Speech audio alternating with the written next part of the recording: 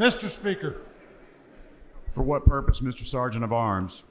admittance of the Governor of the great state of Arkansas, the Honorable Sarah Huckabee Sanders. Mr. Sergeant at Arms, please admit the Governor.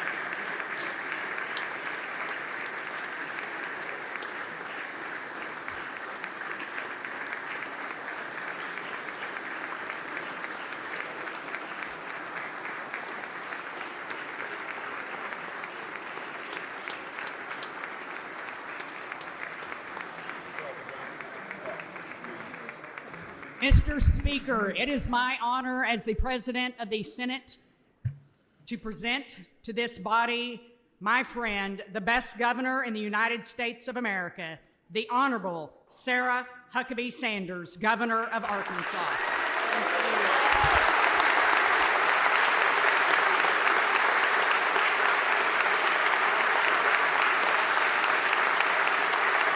Thank you. Thank you.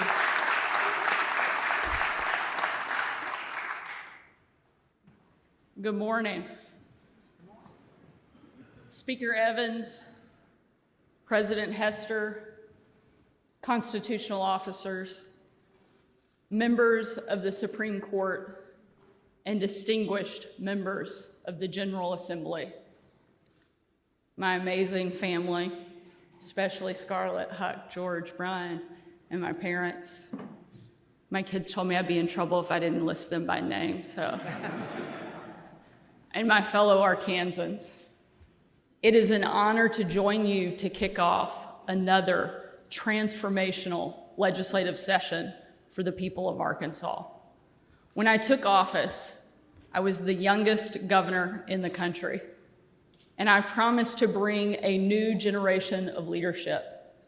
And over the past 2 years, Arkansas has been the vanguard of a national conservative revolution, which in just 6 days will put Donald J. Trump back in the White House.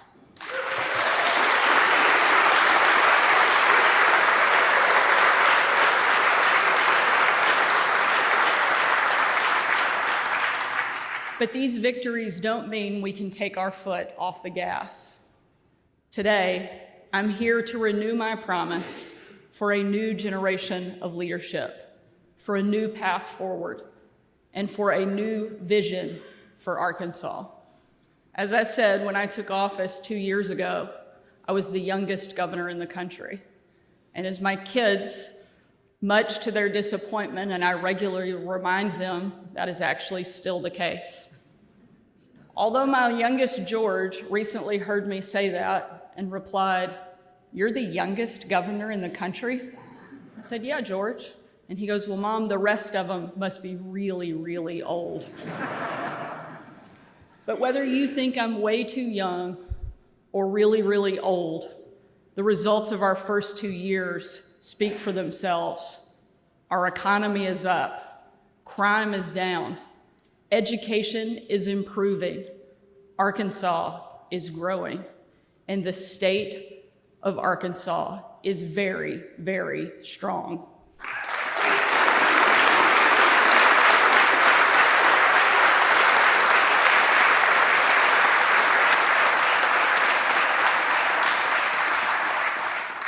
But that doesn't mean we haven't had hard moments.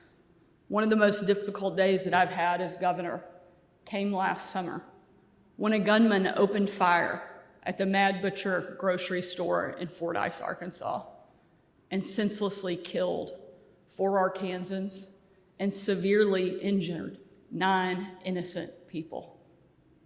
13 Arkansans, 13 lives, 13 everyday heroes.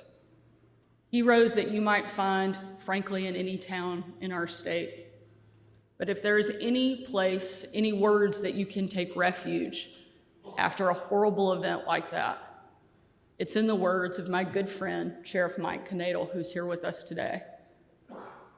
Mike said, "This will not define us, and it will not divide us."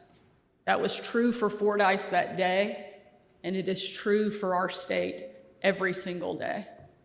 Our state faces many challenges, days of incredible pain, like the shooting in Fordyce or the tornadoes that struck our state over Memorial Day weekend.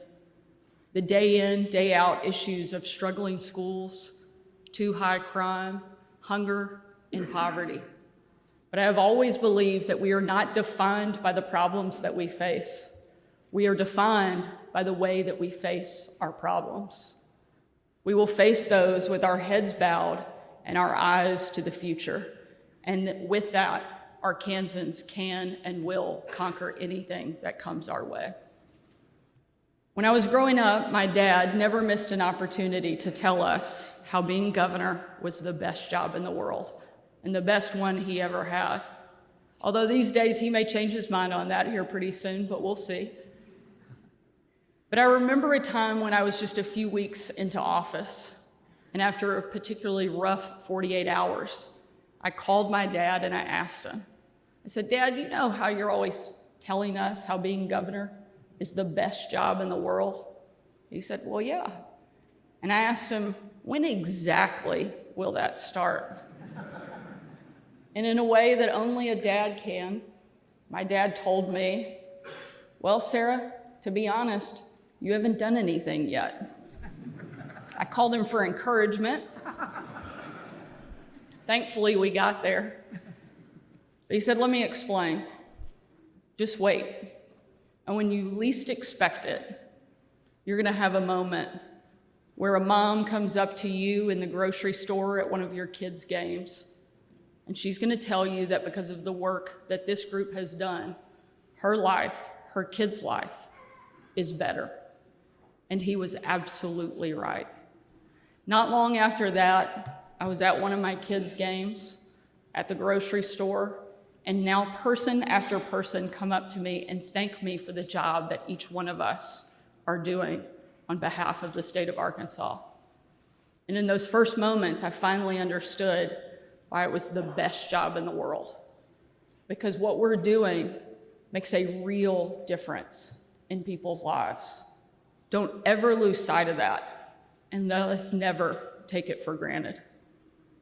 In those moments, no reform comes up more often than Arkansas Learns, which passed by an overwhelming margin thanks to the work of the members here in this room.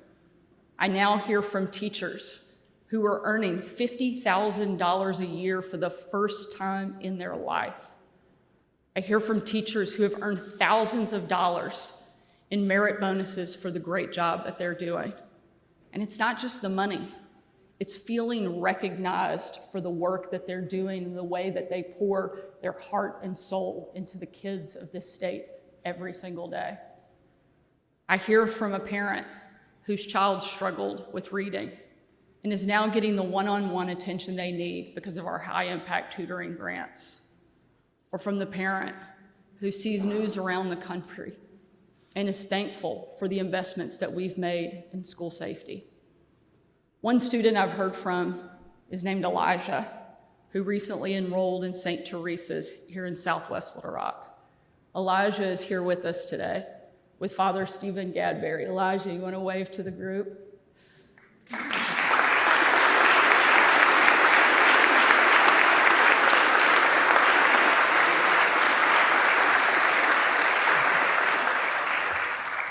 Father Gadberry's leadership at that school should be an inspiration to all of us. St. Teresa's is a Catholic school, and many of its students come from Central Arkansas's Hispanic community. Before the Learns Act, most families had to scrape and save just to afford the school's modest tuition. Learns flipped that equation on its head. Elijah's parents had sent them to their local public school, but they knew that they wanted a faith-based, smaller environment that met Elijah's needs. But even more than that, they wanted a community in which their whole family could be involved. Elijah's dad is a veteran, and so this school year, they were able to sign up for an EFA account. Elijah is now in school and thriving, and his parents are learning too. They participated in a Bible study every weekend. Stories like Elijah's are happening all over the state of Arkansas. And next year, education freedom accounts will go universal so that every student in the state of Arkansas will have an opportunity like Elijah. That is historic, and that is because of your work.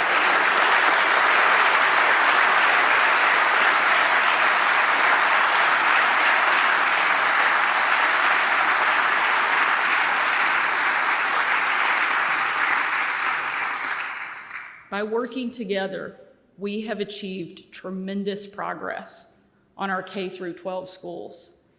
Education is a lifelong journey, and in this administration, education reform will be as well. Our Secretary of Education, Jacob Oliva, loves to talk about on-ramps and off-ramps. The exit you take when you graduate high school or college, the on-ramp when you go back to school to finish a degree or earn a credential. But for some Arkansans, that's not a strong enough metaphor. For many people in our state, education is a lifeboat. Without it, they drown. They can take control of their life's journey if they have access to a quality education. And with your work in partnership, that's exactly what we will make sure everyone has. Tiffany String, who is here today, is one of those people. Tiffany's mom pulled her out of school just a few weeks into the 6th grade. She was married at 17, and in her home state of Georgia, she had found herself with 3 kids. 14 years later, she was here in Beebe, Arkansas, with a husband and those kids. Unfortunately, Tiffany's life imploded. Her husband walked out on their marriage, leaving her with those 3 kids hundreds of miles from her closest family with no job and no car. Tiffany was resourceful. Tiffany found out that Sonic was one of the few places she could go and work without a GED. So she signed up for government assistance and leaned on friendly neighbors. She found a bike and latched a carriage to the back of it. She would take her bike her kids to school, then bike herself to work at Sonic, and then biked herself to earn her GED. Once she did that, she continued to go to work and to school, and she earned her nursing degree at Arkansas State University in Beebe. She now works as a full-time nurse in Searcy, and this May, she will graduate with her RN degree and work as a registered nurse right here in Arkansas. Tiffany, that is the kind of story and resilience we want to see everywhere.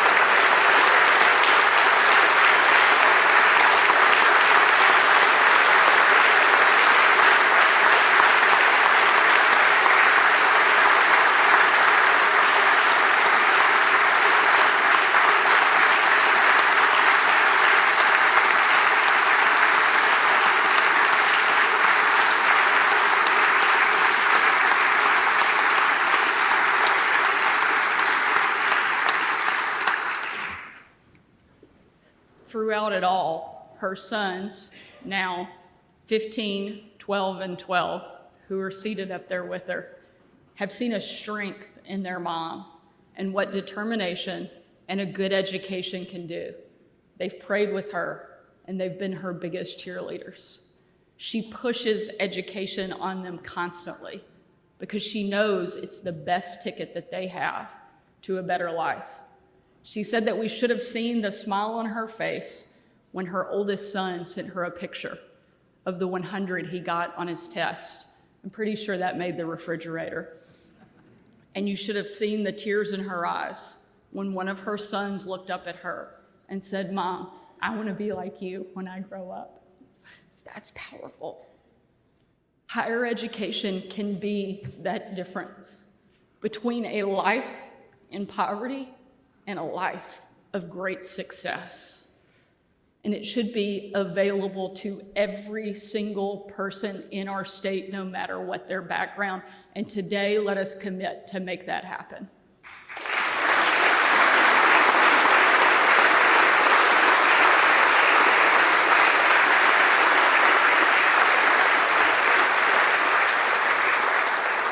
Today, I'm announcing my plan to improve our state's higher education system, Arkansas Access.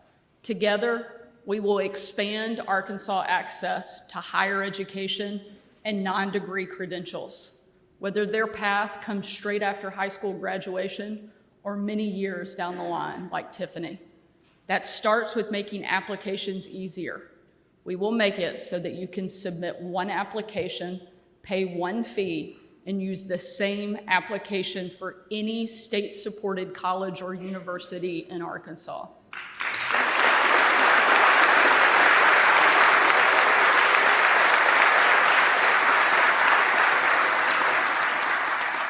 Arkansas students go to our colleges and universities to be educated, not to be bombarded with anti-American, historically illiterate, woke nonsense.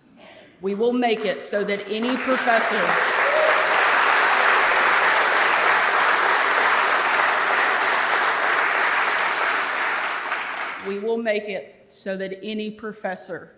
tenured or not, that wastes time indoctrinating our students instead of educating them can be terminated from their job.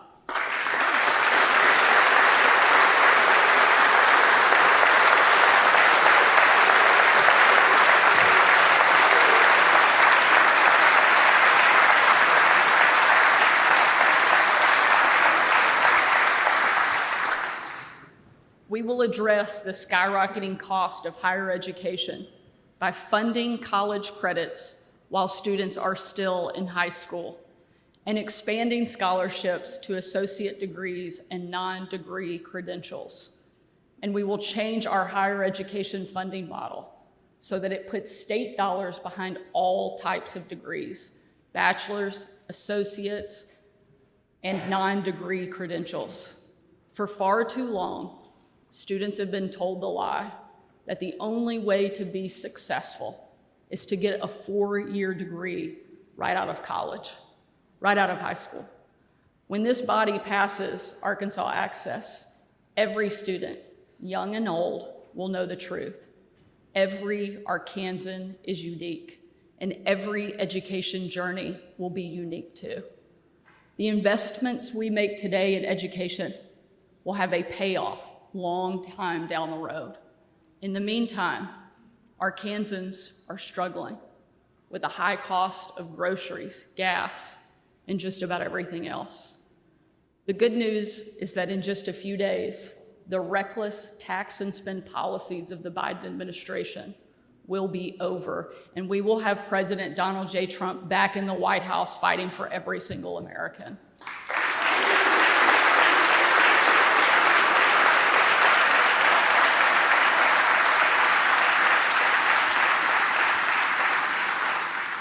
But Arkansas families need relief now. The cost of living is what drove this administration to work with our legislators and cut taxes, not once, not twice, but 3 times. And yes, you will get tired of hearing me say that. But now we're gonna focus, after we've been able to reduce the personal income tax by a full percentage point over the last 2 years, we will turn our attention, and our taxes are quickly dropping, and we just released a report on Arkansas Forward Initiative that will save our state at least $300 million and hopefully much more. The budget I introduced this year will control spending increases while making needed investments in priorities like education and maternal health. The results of these policies have been quick and clear. We've now recorded record high job numbers for 9 months in a row. And at the end of last year, Arkansas ranked #1 in the country for economic growth, #1 in the country for inbound movers, and #1 in the country for having the lowest cost of living. That is something to celebrate.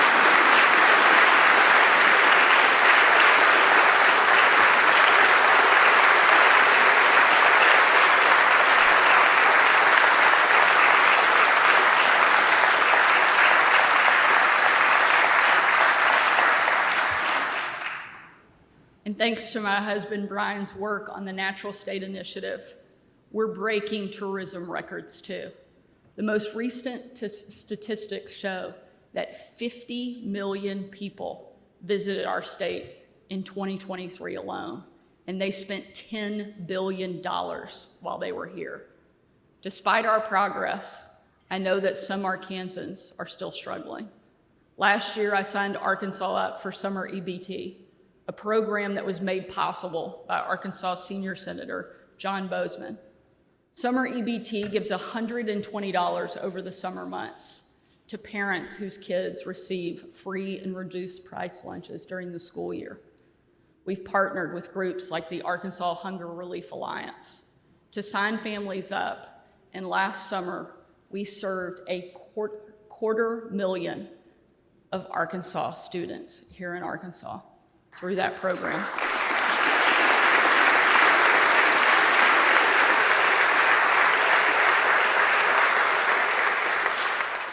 $120 may not sound like a lot to many of you, but for some people in our state, it can be life-changing to Arkansas families. That's why I will work with this legislature to end our most regressive tax, the state grocery tax, and ease the burden on families just trying to put food on their tables. We can and we will eliminate it this session.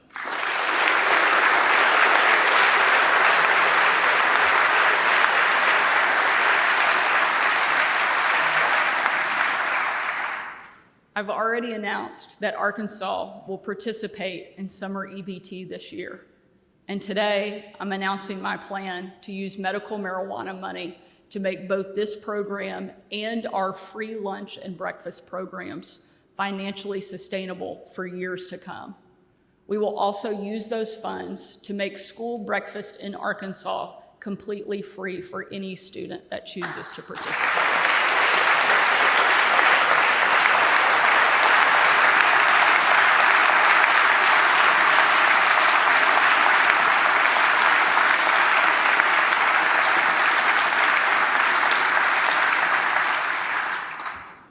At the same time, it should be easier for all of us to be good neighbors.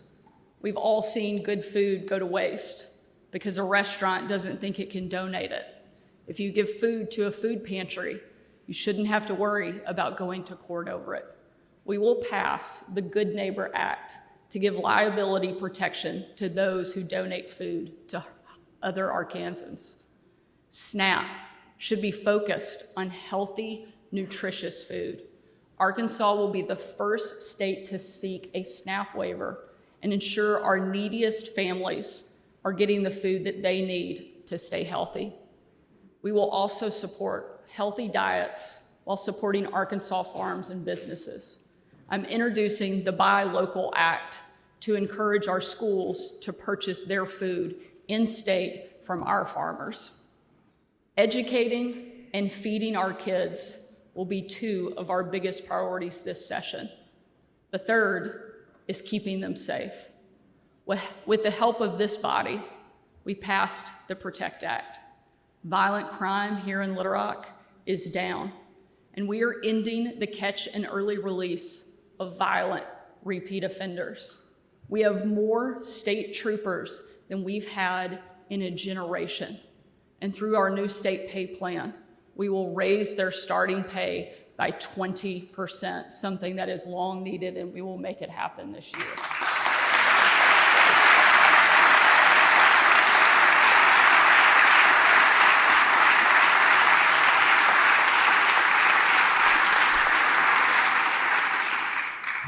Not long ago, my husband and I visited the Pathway to Freedom program at the Wrightsville unit here in Pulaski County. It was an amazing image of men, many of whom are in prison for violent crimes, tattoos on their arms and faces, but with their hands in the air, singing out, praising our Creator. After that visit, I received a letter from one of those inmates whose clemency petition I had previously denied. And you would think that letter would be filled with anger, but instead, he was thanking me for denying his petition, because that meant he was able to participate in Pathway to Freedom. He said that because of that program, he will be a better husband, a better father, and a better son.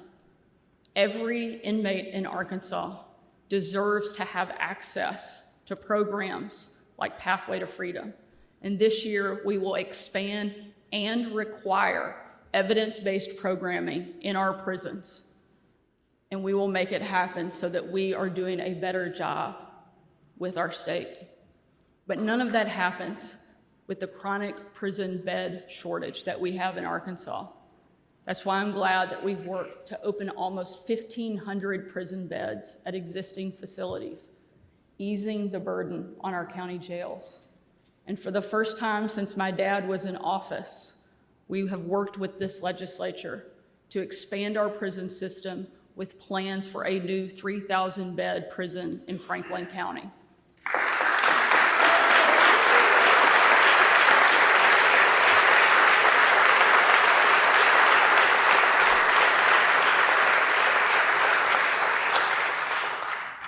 But there are other threats to our public safety, modern threats that require modern solutions.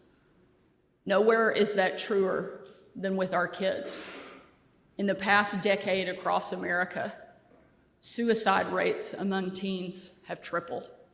Self-harm among girls has risen by 200%, and depression among teenagers has increased by 150%.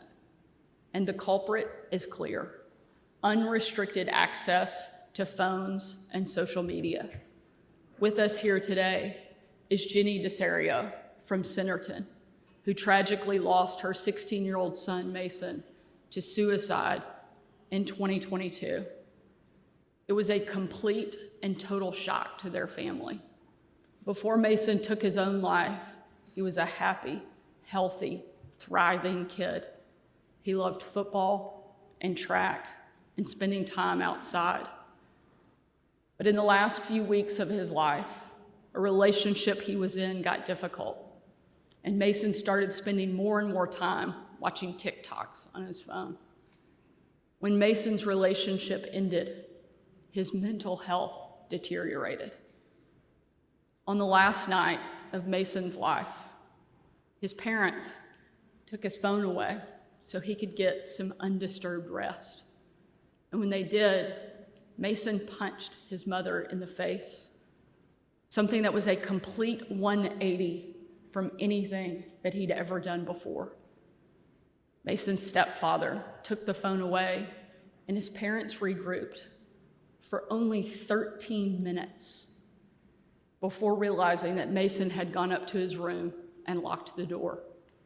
Mason's stepfather raced upstairs and pounded on the door, but it was too late. Mason was already gone.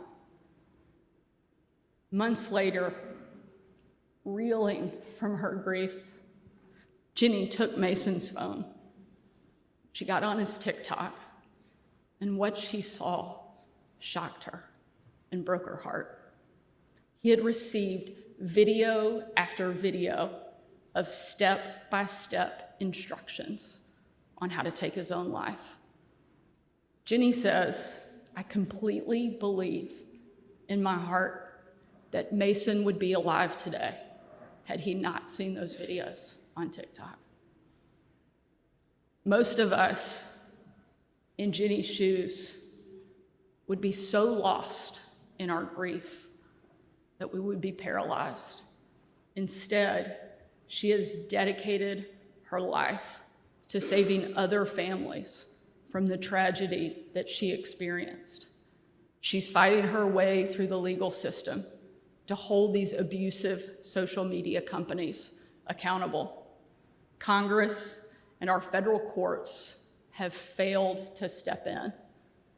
But where they have stalled, Arkansas will stand up for families like Jenny, and we will act, and we will start today.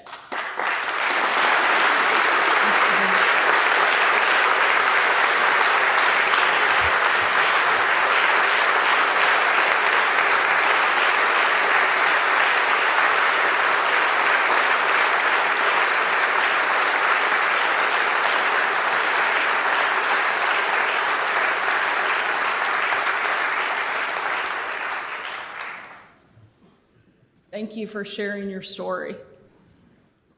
With the help of this body, we have already taken major strides. We started a phone-free school pilot program, and 3/4 of our school districts voluntarily participated and signed up for that program. In just one district, a phone-free school saw a 57% drop in verbal and physical aggression, and a 51% drop in drug-related offenses. It's startling to see how much of an impact it has. This session, we will ban cell phones in our schools from bell to bell so that our kids are not distracted in the classroom or out of it, and we will break the cycle of mental health crisis facing our students.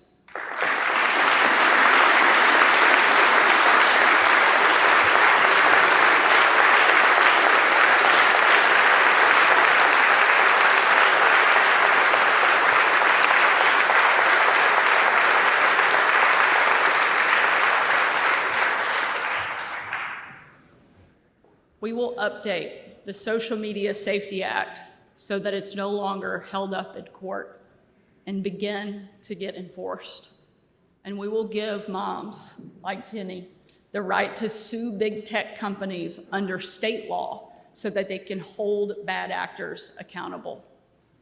Arkansas has led the nation on common sense conservative reforms for the past 2 years, and 2025 will be no different. The good news is we now have a partner and an ally in the White House. I have a great relationship with President Trump, and he and his administration will have no greater friend than right here in Arkansas.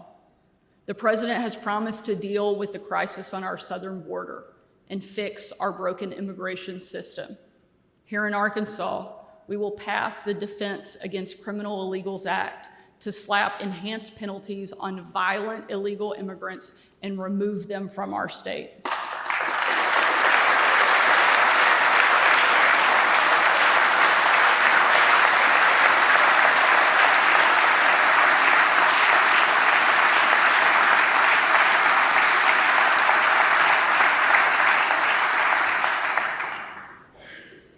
President Trump was the first president in my lifetime to stand up to China. And Arkansas was the first state in the nation to kick a communist Chinese company off of our farmland and out of our state. And we will expand that law with the Communist China Defense Act, divesting state resources from Communist China and banning our adversaries from buying land around things like our military bases and electric substations. We will hold the line.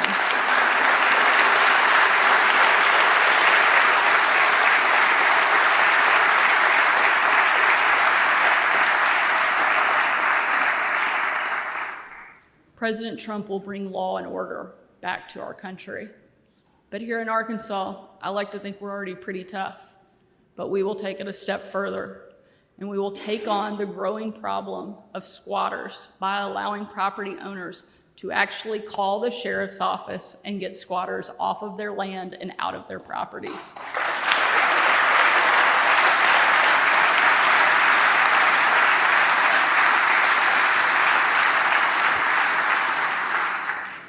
Education, cost of living, public safety. Those are the priorities that have defined the first 2 years of my administration. And with your help, those are the priorities that will define the next 2 as well. But I'm also clear-eyed about the future. I know that government doesn't have a magic wand that it can wave to make everything better. I know that in order to improve, we have to be united in our vision and our actions. In my opinion, Arkansas is blessed with the greatest asset any state could ever hope for: good, generous, hardworking, God-fearing people. At the beginning of my speech, I mentioned the tragic shooting in Fordyce and the 4 Arkansans that we lost that day and the 9 who were injured.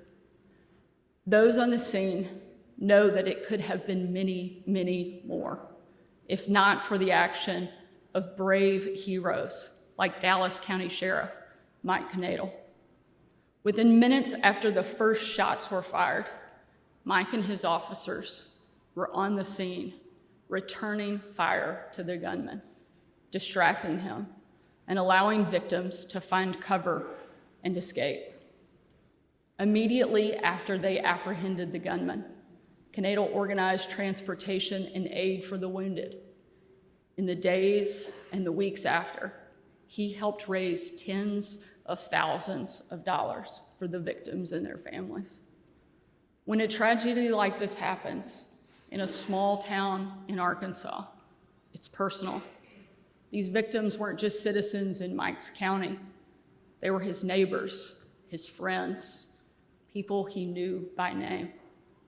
For him to have found the energy and the courage to lead his community after this terrible event shows the strength, the courage, and the faith of this great hero. I have the opportunity to meet so many incredible Arkansans when I'm traveling around the state, and I believe that they deserve more recognition than a simple mention in a speech or in the newspaper. So today, I'm announcing the Arkansas Medal of Freedom that will allow us to recognize and to honor Arkansans who have distinguished themselves in service to the state and to their fellow citizens. And I cannot think of a better person to receive the first Medal of Freedom than Sheriff Knadel. Mike, if you could please join me at the podium so that this distinguished chamber and our entire state can recognize you for your bravery and for your service.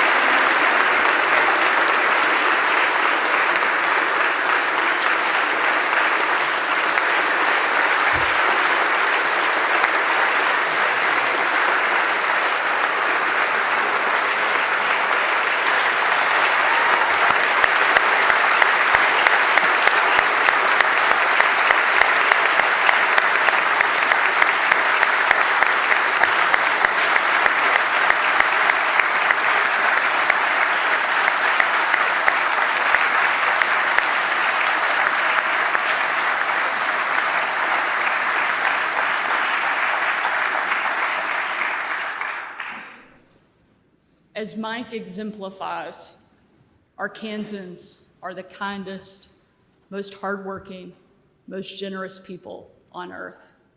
As their public servants, let us walk in their footsteps. Let us live out their example every day of this legislative session, with the people as our priority and with God as our guide. We will build the state that our children and our grandchildren deserve. God bless you. God bless the great state of Arkansas, and thank you for letting me be here with you today. Now let's get to work. Thank you so much.